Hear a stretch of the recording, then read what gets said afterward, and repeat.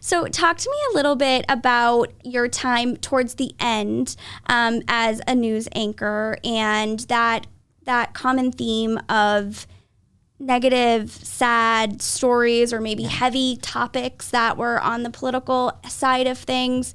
What does that do to someone's mental health when you feel like you're just disseminating this almost negativity in a way? Does that take a toll on you? Yeah, I think it was a long buildup. I think the Boston Marathon bombing, which I was an eyewitness to, definitely did something to me and definitely made me think differently about how we were covering news. And I guess I had also experienced that. So I had a different time telling that story because for the first time ever, I wanted to use the word I. I saw this. And I remember people telling me that you can't say that. I'm like, but what else do I say? I saw that before the people I'm even interviewing saw that. Right. So it just kind of like struck me that there was a lot of like traditional ways in news back then, and it's changed a lot since then. But how it's changed too is that we, no longer respect who the president is on either side of the aisle. And I don't think that that's okay. I don't think that the way we cover news is okay. All around, I think that there's a lot of bias on whatever station you're tuning into. Right. And I also feel like we're constantly telling people who died. And I don't know, I don't really want to be the person on the death report. Yeah. I kind of want to be the person who tells you what's good in your community, what's happening, who's making a difference. And I got to do that for a little while when I was the entertainment lifestyle reporter. I found ways to, make that more than just a fluff piece. We were able to tell incredible stories about graffiti artists and tattoo artists and all these amazing people who were doing such creative, cool things. And it was so uplifting, and people loved that. And that's where I got my 3 Emmys from. And then, of course, as they usually do in TV news, they're like, you should be an anchor again. And that's kind of where it started to really spiral because the pandemic hit. Now we were no longer going out in the community. All my interviews were over Zoom. And it just, you don't even have a cutaway of these people. So the creativity and the craft of storytelling and doing the news no longer really was there. And that, I got really bored. Yeah. And I don't think that I can be bored. I think I have to always feel like I have a challenge. I like to work hard. And it's funny that I burnt out when I was probably the least busy.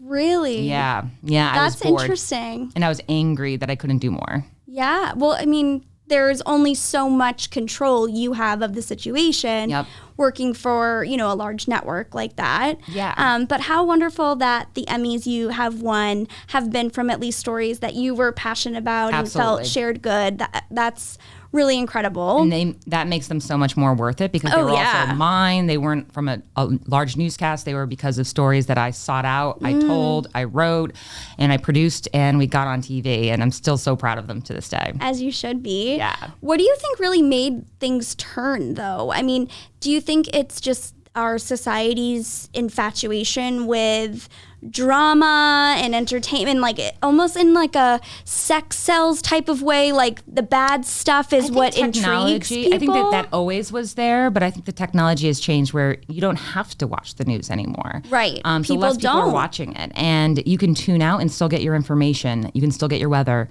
There's a lot of apps for that these days. And I just think that so people have no problem telling you now, I don't watch the news. And then I thought about it, and I'm like, well, I don't really either when I'm home. Yeah. And I still have a lot of friends in it. I think there's a lot of good that they do. And I think when big news breaks, we have a major storm, there's still a really valuable piece. Oh, absolutely. Where TV news really plays a part. So I always have respect for anyone. And I still say journalists are the hardest working people out there, and they are the best storytellers, which is why I've created a business to employ them.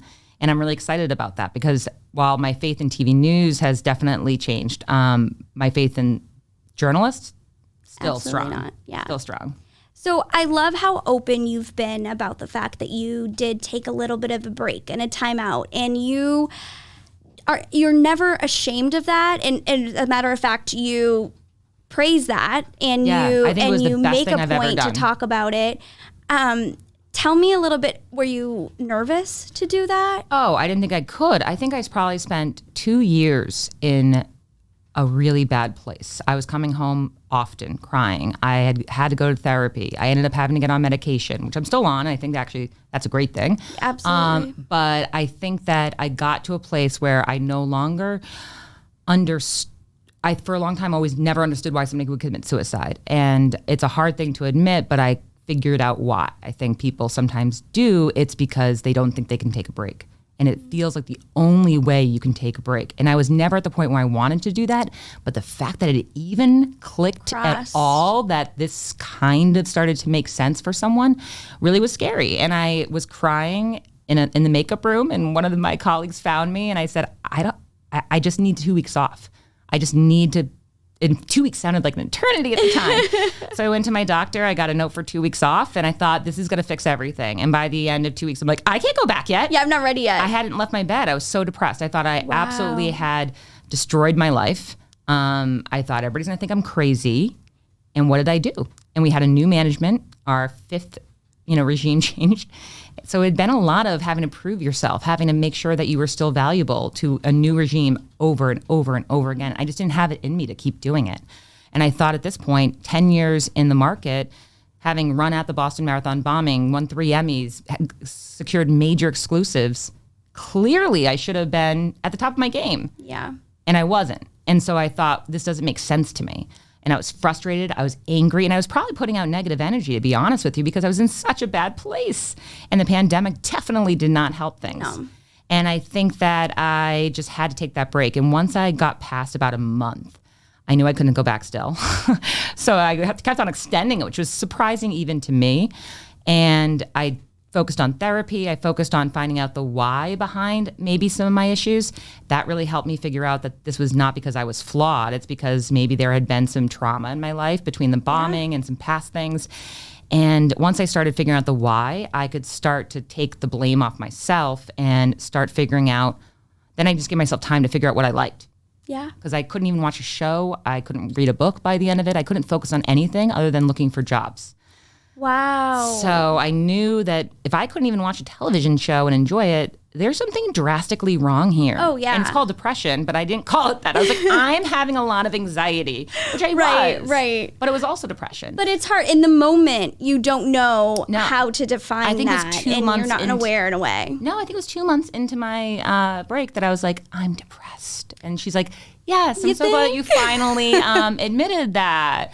So I'm like, yeah, I know. I kind of came around to the idea. And she's like, yeah, I think you've been on Prozac for 2 years now, Jackie. And I'm like, oh, okay. So she's like, what do you think that's been for? For fun? No, those aren't Skittles. So all in all, how long was the duration of your break? Yeah, it was about 3 months until I negotiated a way to get out. And yeah, and it was great that my company, all the kudos to NBC Universal for having great healthcare and having an opportunity to be able to do that. And also here in Massachusetts, we have some great laws that really protect you. If anybody does need to take a break, definitely look into them because you can. And I don't think people realize that. And it's the same thing as if you had, a physical problem. Right. It's the same thing, and it's just as serious. And I gave myself time to figure out what I enjoyed. I just enjoyed the summer with my kids. And then I waited to see what I missed. And I didn't miss being in the newsroom, but I did miss storytelling. And I realized the things I missed were the things I had done 2 years ago, not even the things I had been doing. Wow. So it was when I was, efforting my own stories, when I was finding those stories, when I was going on these shoots and meeting these really wonderful people and being super excited to share their story and get that out there on social media. And I'd be hounding the web team to be like, can we make sure we post it like this? It's going to be posted with the video. Okay, great, because I want to send it to them. They're so excited. And I realized that's a lot of what I'm doing now with Newsmaker Marketing. We're making them a story. I'm spreading the news on social media. We're spreading the news on their owned media. And then if I get them extra stuff or a major connection or we distribute their product somewhere, wow, I just got a huge win. And it just is so exciting for everybody. So I think this is what I always wanted to do, but I had to figure out a way to make it news and not a commercial, which was always hard for me. I always just wanted to spread the news about good news, but then people would say, oh, that's a commercial. But now I get to do the commercial and just make it look like news. Yes. Well, I know I can speak for many others when I say thank you for being so open and honest about that place that you were in mentally and the fact that the break was really one of the best things that ever happened to you. Best thing. Because I think that, like you said, A, we don't know what our options are. Nope. B, people are too afraid of what they're going to do if that doesn't go well, right? Mm-hmm. Do I have to come back with my tail between my legs? Am I not going to have it figured out? Will this break be endless? So people just don't. And they get themselves to a point where they aren't able to pull themselves out of that hole on their own. It's all the and phases of grief too. I had to go through, grieving the fact that I wasn't where I wanted to be. And then I had to get mad. And once I got mad and frustrated, that's when I'm like, I got to do this for myself. Yeah. And after many different interviews where everybody wanted to interview me, and I was like, this is great. I'm getting so many interviews, but I was always like the one that they didn't choose at the end. And I'm like, I don't understand. I'm overqualified for this job, but because I had not had a job in external communications or whatever beforehand, there was a lot of skepticism about whether I could do that kind of a role. And I'm like, yeah, I can do it better probably. Oh, yeah. And I was, willing to take less money than I was making. I'm already going to be making more money on newsmaker marketing than I did in TV news, and I just started it 2 weeks ago, guys. So bet on yourself. Yes. And I literally keep thinking about all these people who are looking at my LinkedIn page being like, oh, why didn't we hire her again? Yeah, you should have. But thank you. I'm glad you didn't. Yeah. So I'm so glad they didn't. I think about how, my life could have gone many different ways so many times in my life. When I didn't win Miss USA, I was devastated. I would have never met my husband. My boys would not be who they are. So life has a funny way of working out. So if you're in your early, trust the process. Trust the universe. What's for you will not pass you is a line I try to remind myself of often. And just know that leaning into your vulnerability and your flaws is, really actually a beautiful thing, and you can learn a lot from them. Yeah, I love that.